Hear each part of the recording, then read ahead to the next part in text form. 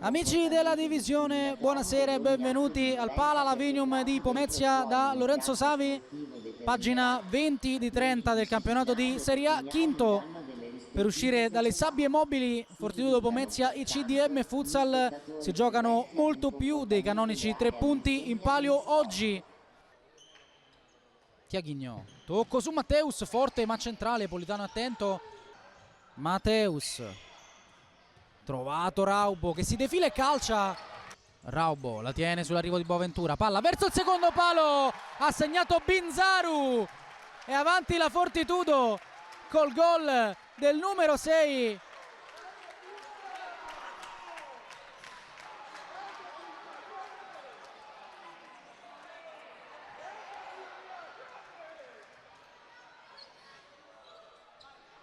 Classe 2006,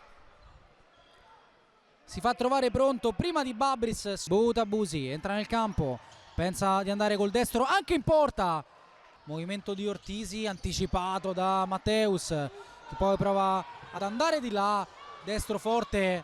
Napolitano questa volta deve impegnarsi, supera la metà campo il numero 95, viene incontro Murillo che apre per Butabusi, orienta Butabusi forte con la punta colpendo la traversa.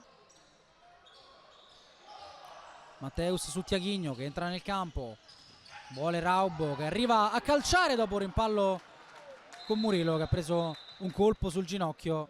Dudu prova a passare e riesce a passare su Boaventura. Dudu verso Raubo, controllo e destro, palla a una spanna dal palo senza deviazione, a strecciare, mai fermo il numero 95, ma siamo già di là con Adamopoulos che fa un lavorone su Gelvé. Torna ora Ortisi, Murillo su Ugas, forte verso il secondo palo, palla fuori, lunga per Babris, in qualche modo dentro, Babris sulla seconda palla, poi Ortisi. Dudu fuori, Michelangelo spacca la porta col destro al volo, marchio di classe del portoghese. 2-0 Fortitudo.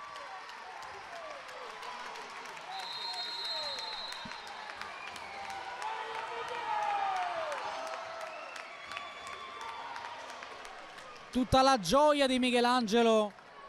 Rivediamo, palla alta di Dudu, Michelangelo al volo, toglie le ragnatele dall'incrocio. Murillo, esce Butabusi, la perde Murillo, la porta è vuota, Dudu supera anche Babris, Dudu!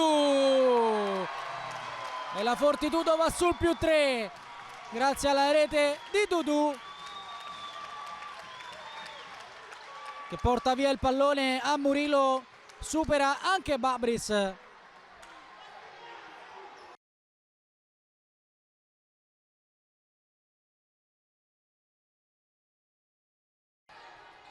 (1:20) Boaventura, secondo palo Ortisi, dimenticato da Matilara. In gol il capitano, 3-1. Assistenza di Boaventura e Ortisi per un gol facile facile.